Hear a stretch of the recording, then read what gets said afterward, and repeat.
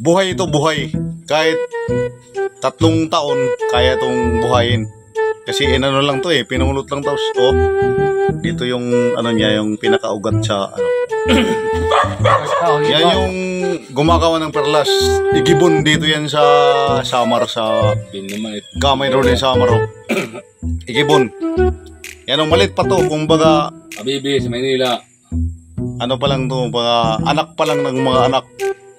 Anak ng mga anak. Yung pinakamalaki nito, mga isang dipa, yun yung gumagawa ng perlas, yung nagbubuo ng ginto sa loob.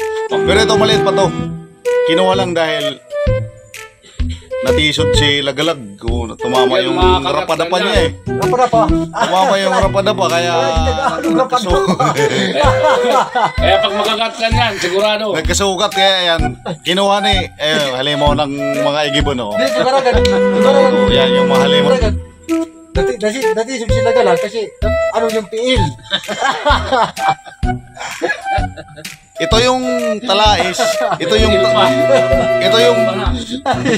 yung tayais, kaya natisod sila galag, kaya kinuha kanina sa dagat kasi natisod. Tayais, tulis. Yun.